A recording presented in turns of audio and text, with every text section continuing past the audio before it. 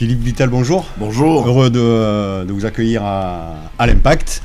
On va un petit peu revenir sur la carrière de Philippe Vitel, donc un pur Toulonnais, avec un cursus de chirurgien plasticien.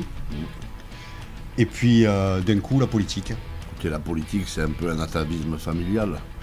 J'ai vécu toute ma vie dans ce monde politique auprès de mon papa, Jean Vitel, qui a siégé pendant 42 ans à la mairie de Toulon, pendant 36 ans au conseil général du Var, qui a été 4 ans député.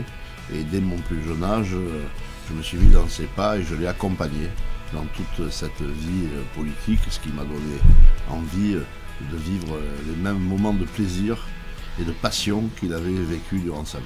Je suis rentré au conseil général en 1996, rappelez-vous, sur une élection très difficile dans un contexte bien particulier, puisque le Front National avait pris la mairie de Toulon en 1995. Ça n'a pas été facile, mais je n'oublierai pas le combat que nous avons tous mené pour bien montrer que Toulon n'avait pas viré du jour au lendemain dans l'extrémisme et la xénophobie. Et cette première élection a été, je pense, le début d'une renaissance et d'une reconquête. Je suis fier de l'avoir menée. Puis après, il y a eu Philippe Vitel, député. Député en 2002, réélu en 2007 et en 2012. 15 ans de travail à la commission de la défense, dont j'ai été 8 ans vice-président. 15 ans membre de l'Assemblée parlementaire de l'OTAN, où j'ai terminé président de la commission sciences et technologies. De merveilleux moments que j'ai passés dans cette vie parlementaire, qui, je dois le reconnaître, me manque quand même aujourd'hui beaucoup. En tant que député, comment on arrive à gérer le local et l'international comme des dossiers de la défense, qui sont des dossiers importants? Souvent on pose la question, est-ce qu'un député doit plus travailler sur son terrain et doit plus travailler à Paris? Moi la réponse elle est claire, un député doit être à 100% à Paris, à 100% sur le terrain. Ça fait 200%. C'est 7 jours sur 7, c'est 24 heures sur 24, c'est toujours à la disposition de tous, c'est très contraignant. C'est difficile à vivre, y compris du point de vue familial. C'est la question que j'avais posée. Ça nécessite aussi l'engagement de tous. Mais j'ai la chance d'avoir une épouse, des enfants qui ont compris tout cela, qui sont aussi passionnés que moi de la politique et qui m'ont accompagné pendant toutes ces années et continuent à le faire aujourd'hui, puisque, je vous rassure, l'aventure n'est absolument pas terminée. Oui, sans doute. Et il est important surtout d'avoir une famille, et notamment une femme quand on veut mener je ne rendrai jamais assez hommage à la mienne pour le travail qu'elle a fait à mes côtés, pour cet engagement, ce dévouement. Et elle sait aussi aller vers les autres, comme pour ma part, j'ai toujours eu plaisir à le faire et je suis heureux de cette aventure collective et familiale que nous avons menée. Et j'espère que mes filles auront un petit déclic qui va les amener à solliciter des mandats électifs dans les prochaines années. Si aujourd'hui il y a le conseil régional aussi, et si je dis François-Xavier Bellamy? J'ai passé 19 ans au département du Var. En 2015, je l'ai quitté pour mener la liste de la droite et du centre dans le Var aux élections régionales, auprès de Christian Estrosi, auprès de Renaud Muselier. Et c'est là encore une aventure formidable que nous avons menée. D'abord, nous avons gagné un combat contre le Front National qui a été d'une rugosité et d'une intensité que j'ai rarement connue dans ma vie politique. Pourtant, j'ai fait pas mal d'élections. Nous l'avons emporté. Nous avons découvert une région qui était gérée sur un mode passéiste, sur laquelle il fallait reprendre beaucoup de choses à zéro, et en particulier, de plus, s'adapter aux nouvelles configurations législatives, et en particulier la loi NOTRe, qui donnait des compétences majeures à la région en termes d'économie et d'emploi. Je crois qu'aujourd'hui, le bilan est là. Nous avons pas mal réussi dans tous ces domaines, que ce soit le domaine de l'innovation, le domaine de la création et du soutien aux entreprises, de la création d'emplois. Nous avons mis en place à la région des dispositifs qui reposent déjà sur un guichet unique. Les gens ne savaient pas à qui s'adresser. Aujourd'hui, il y a un guichet unique qui va les orienter sur tous les acteurs qui peuvent les aider dans leur démarche. C'est aussi cette région qui a dépisté les filières d'excellence qu'elle a dans ce merveilleux territoire qui est le nôtre. Ce sont les 12 opérations d'intérêt régionaux que Christian Estrosi avait présentées chez Naval Group à Olioul, qui ont été ramenées à 8 aujourd'hui. Il m'a confié au départ la présidence de l'opération d'intérêt régional sur l'industrie navale et maritime. Elle a été, après, dans les 8, élargie à l'économie de la mer dans sa globalité. S'y rajoutent aussi les responsabilités qu'ils m'ont confiées concernant l'eau et les milieux aquatiques. Je suis très heureux et très fier d'être président de la Société du Canal de Provence et d'aménagement de la région provençale, et j'y suis aujourd'hui totalement heureux. C'est une société qui compte dans notre région.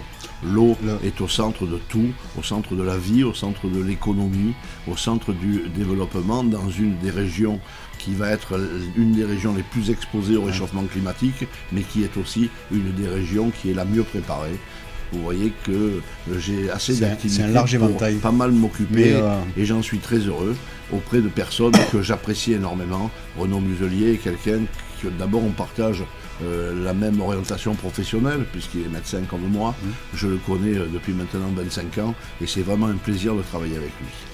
Le canal de Provence, on y reviendra, mais le canal de Provence, c'est vraiment une histoire de notre région. C'est une histoire extraordinaire. Oui. C'est une société remarquablement gérée.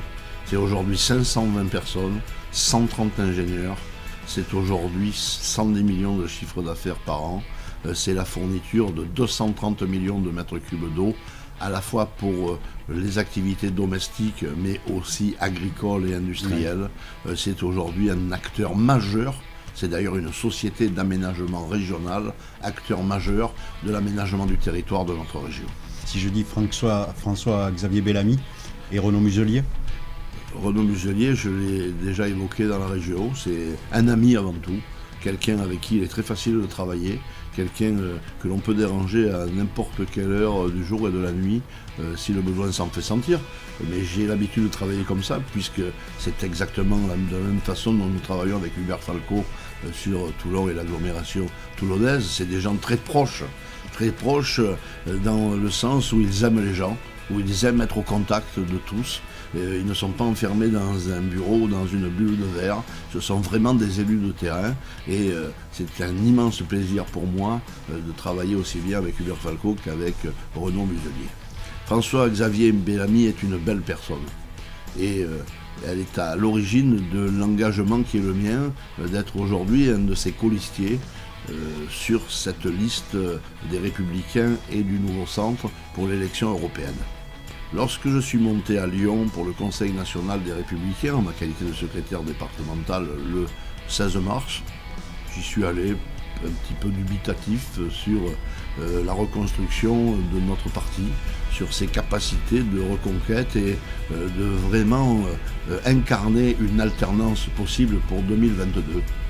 Et lors de ce Conseil national, j'ai été émerveillé de l'ambiance qui y régnait, et émerveillé du discours de cet homme que je ne connaissais pas, qui est jeune en plus. Qui est jeune, qui a 33 ans, qui est brillant, mais qui parle avec le cœur. Et donc, dès que ce Conseil national a été terminé, j'ai sollicité Laurent Wauquiez, notre président, et Éric Ciotti, qui est président de la Commission nationale d'investiture, pour leur dire: les amis, si vous avez besoin de moi, figurez sur la liste, en position non éligible, puisque les 26 premiers étaient déjà désignés. Je suis tout à fait disposé à jouer ce jeu, ce qui me permettra de mener encore plus facilement la campagne pour nos couleurs dans le département du Var, parce que vraiment oui, depuis le 16 mars, je suis convaincu que nous représentons aujourd'hui la seule alternance crédible entre les progressistes de La République En Marche et les nationalistes du Front National pour la vraie construction d'une nouvelle politique capable de rassembler toutes les forces dans notre pays en apportant d'un côté la rigueur qui doit régner dans toutes les activités régaliennes de l'État, que ce soit la sécurité, que ce soit la justice, que ce soit la défense, et aussi permettre un développement économique et de l'emploi positif, comme nous le vivons d'ailleurs au sein de nos régions. Nous ne pouvons pas nous contenter, comme nous le vivons aujourd'hui, de petites rustines, de petits emplâtres sur une jambe de bois qui, au total, font que la France est aujourd'hui à la ramasse de l'Europe en termes de développement, en termes aujourd'hui de progression de nos activités, et bien sûr avec un chômage qui continue à stagner autour de 9%, alors qu'on voit que dans tous les pays qui nous entourent, il y a une évolution très positive pour arriver vers le plein emploi. Aujourd'hui, il y a besoin de réformer l'Europe, et nous pouvons en parler, mais il y a aussi besoin de réformer et de restructurer la France, et je crois que cette campagne va révéler à tous que la droite et le centre sont les acteurs les plus cohérents pour mener les politiques nécessaires à la construction de la France de demain. Et maintenant, l'Europe. L'Europe aujourd'hui. C'est quoi l'Europe aujourd'hui pour Philippe Vittel? L'Europe aujourd'hui, c'est d'abord 70 ans de paix sur le continent européen. Ce que nous n'avions pas connu durant les 2 derniers millénaires. C'est important.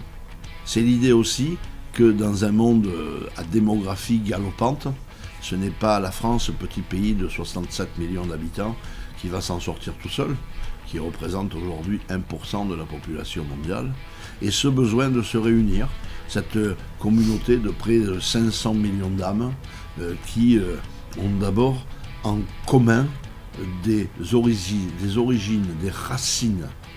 Nos origines judéo-chrétiennes sont là pour montrer l'unité qui nous rassemble lorsque l'on évoque un petit peu ce qui fait corps, ce qui fait Europe entre nous. Il y a aussi après cette force économique à constituer. Aujourd'hui, encore, lorsqu'on rassemble tout, l'économie des 28 pays de l'Europe est la première économie du monde. Mais nous avons dans notre environnement des pays en fort développement, comme le sont aujourd'hui les États-Unis. Face à tout cela, l'Europe doit être unie et doit se donner les moyens d'exister et d'exister au niveau planétaire en étant concurrentiel avec tous. C'est en ce sens qu'il faut prôner, je crois, une union, quand elle est possible, de nos industries. Nous avons eu la semaine dernière une grande avancée en ce qui concerne les batteries et le secteur électrique, avec des fusions d'entreprises. Aujourd'hui, il y a le fiscal et le social. Aujourd'hui, au niveau social et au niveau rémunération, on est à l'Est, une rémunération avec des charges, déjà la rémunération nette est très basse, les charges encore moins. Et chez nous, c'est un multiple de 5 pratiquement. Il faut arriver aujourd'hui à une cohérence de tout cela, mais cette cohérence ne peut être que le résultat d'une réussite économique d'ensemble. C'est celle-ci qui permettra, qui facilitera à ce qu'on arrive à une égalité sociale et fiscale entre tous les pays, mais en interdisant aussi à certains des pratiques qui ne vont pas dans le sens de la protection de notre économie européenne que nous devons avoir. Lorsque les Polonais vont acheter des avions de guerre aux Américains, je pense qu'on pourrait peut-être plus prévaloir ce que fait Dassault ou ce que fait Eurofighter dans ce domaine-là. Par rapport aux Américains, l'Europe a un problème, c'est que quand on s'adresse aux Américains, on s'adresse aux États-Unis, donc des États-Unis, et en Europe, on s'adresse à l'Europe, mais qui n'est pas encore le résultat d'États-Unis. C'est pas l'Europe unie. C'est une construction politique avant tout qu'il faut avoir. L'Europe a été construite au départ sur un modèle économique, c'était l'Europe du charbon et de l'acier. Aujourd'hui, il faut continuer dans le domaine économique à œuvrer pour la force commune, mais avec une cohérence politique au-dessus. Et lorsque on voit comment est gérée d'ailleurs l'Union européenne, entre la Commission européenne, entre le Parlement européen et l'Union européenne gérée par les chefs d'État, il y a 3 structures aujourd'hui qui parfois ont du mal à trouver, à matcher ensemble. Il y a là une puissance politique à mettre en place. Aujourd'hui, cette présidence qui se renouvelle tous les 6 mois, qui préside aujourd'hui l'Union européenne, on ne peut plus évoluer comme ça. L'Europe est aussi aujourd'hui l'outil majeur qui doit assurer notre sécurité. On évoque beaucoup dans cette campagne des positions migratoires assez opposées des uns des autres. Il faut avoir dans chacun de nos pays les capacités de pouvoir absorber une immigration qui sera de plus en plus pesante, puisqu'il y aura une immigration climatique du fait du réchauffement qui va faire mobiliser dans le monde 500 millions de personnes. Donc obligatoirement, l'Europe sera une destination assez attractive pour tout cela. Aujourd'hui, nous avons Schengen qui ne répond pas à l'attente que nous avons d'une structure assez imperméable. Aujourd'hui, c'est une passoire. Aujourd'hui, il faut d'abord s'engager à ne plus élargir l'Union européenne dans sa globalité. Aujourd'hui, l'Europe à 28 doit rester dans cet état. Dans ces 28 pays, définir un vrai code de l'immigration. Qu'est-ce que l'immigration? Comment elle est vécue par l'Allemagne? Comment elle est vécue par les autres pays aujourd'hui? Et quelle transposition nationale nous allons en faire? Mais avec un cadre européen défini et renforcé, qui me paraît le préalable absolu pour pouvoir, dans chaque pays, gérer correctement les choses. Alors, grand souci aujourd'hui, vous l'avez évoqué, c'est le Brexit. Le Brexit, c'est voir partir le Royaume-Uni, qui est une des plus grandes forces de l'Union européenne, abandonner ce navire, avec les conséquences que ça va avoir, malheureusement pour eux, et un affaiblissement de l'Union européenne. L'Europe sera plus faible sans la Grande-Bretagne qu'avec, c'est une évidence. Qu'aujourd'hui, il y a un choix des Anglais, par un référendum qui maintenant commence à dater. Je crois qu'il faut trouver une solution le plus rapidement possible. Et qu'aujourd'hui, il faut une sortie avec accord. Mais la perte de la Grande-Bretagne sera un grand affaiblissement de l'Union européenne que nous devons compenser par ailleurs. Dernier point sur l'Europe, vous parlez des normes. Parce qu'on met souvent tout sur le compte de l'Europe à tort. L'Europe apporte beaucoup par ses préconisations souvent pour avoir une unité qui permet une interopérabilité entre les pays.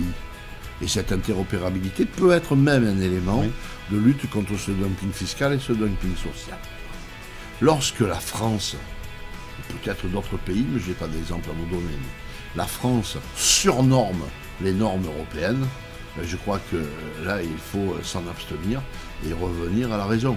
Je vous donnerai simplement un exemple qui nous intéresse dans la région et qui m'intéresse puisque je m'occupe de l'économie de la mer.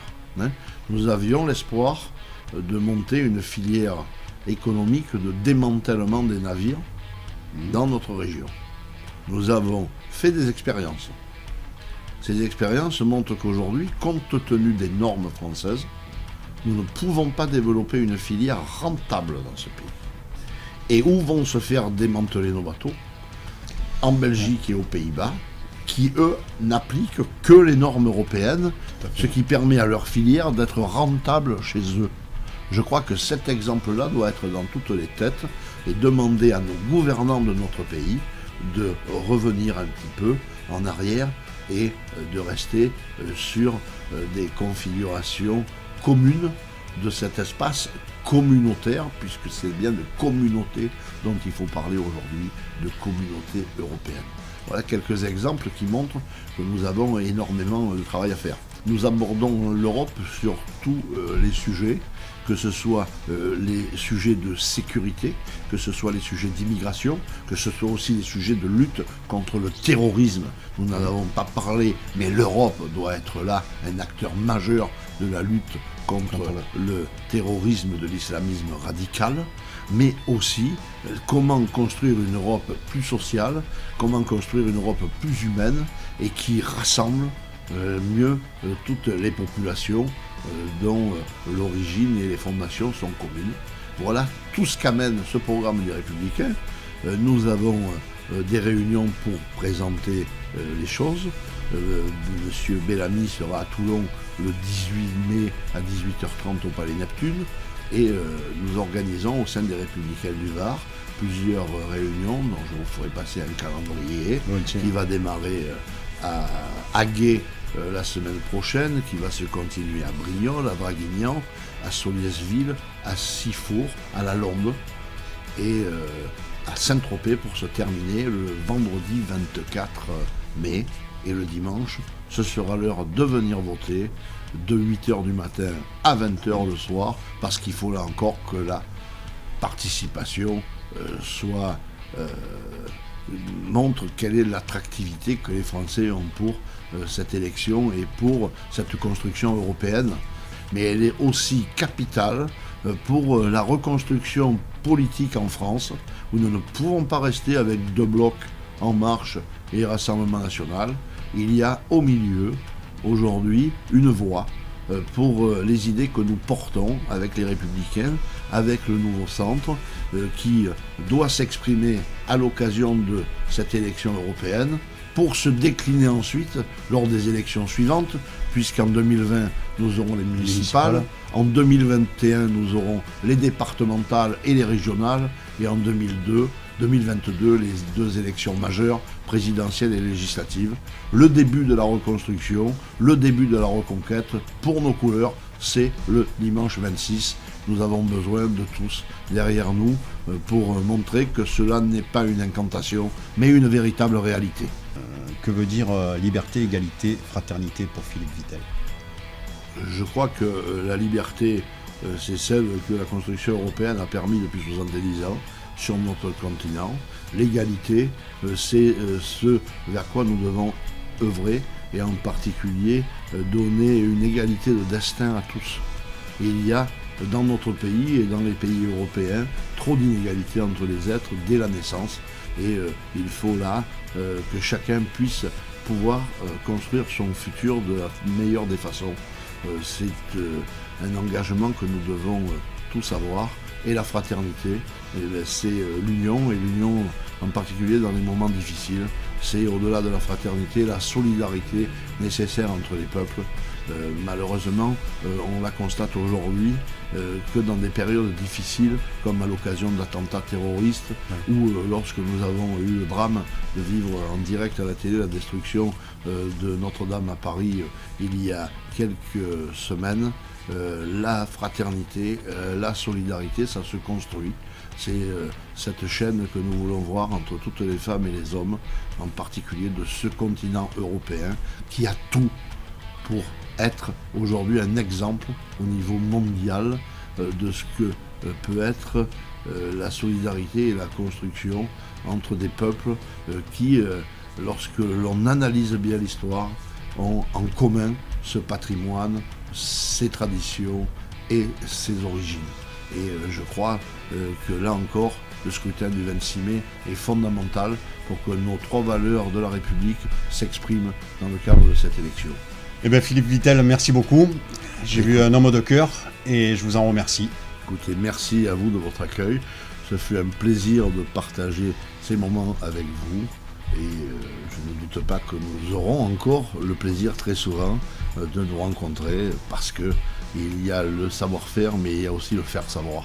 Et pour un politique, aujourd'hui, la communication est aussi très importante. Grâce à des acteurs comme vous, nous avons l'occasion de pouvoir nous exprimer, et nous vous en remercions. Merci.